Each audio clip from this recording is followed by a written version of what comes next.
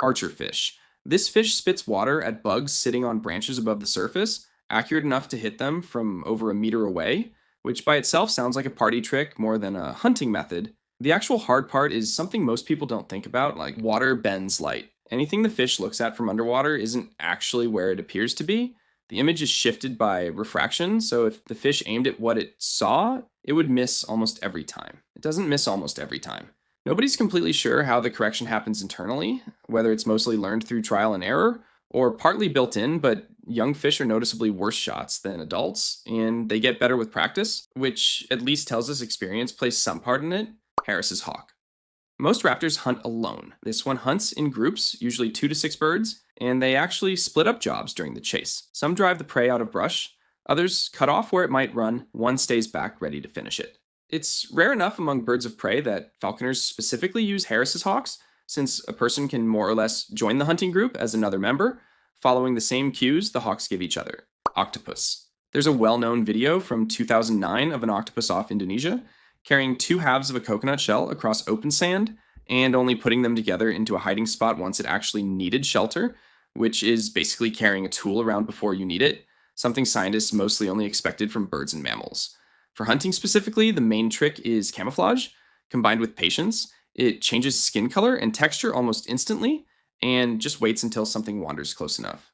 Some octopuses have also been filmed jamming a rock into a crab's den so it can't escape while they work on getting in. That's about it. For octopus hunting, honestly, most of what makes them famous is more general problem solving than hunting specifically. Spotted hyena.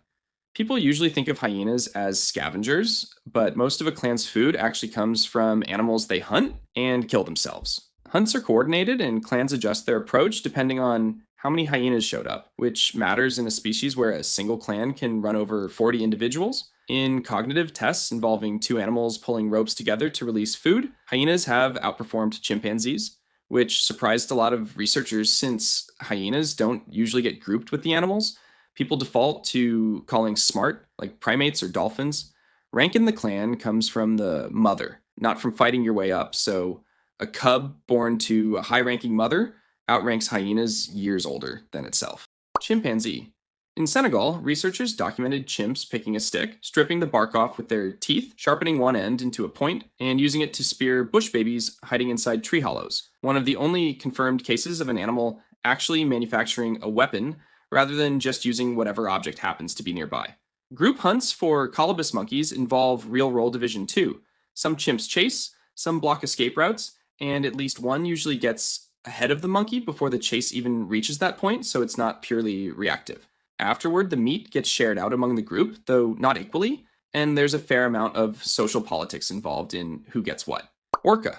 This last one isn't really about a clever trick, it's about how they get taught in the first place. Different orca populations hunt in completely different ways depending on where they live, and it has nothing to do with genetics.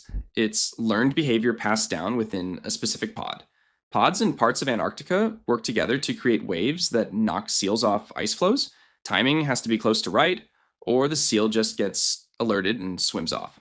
Pods near Argentina intentionally beach themselves to grab sea lion pups off the sand, then push themselves back into the water with their tail, and young orcas practice this under supervision before trying it on their own. A pod that's never seen the wave hunting technique doesn't know how to do it, even when the exact same prey and ice floes are right there, and the same goes the other way for beaching. It's not instinct, it's just what that particular group happened to learn from the ones before it.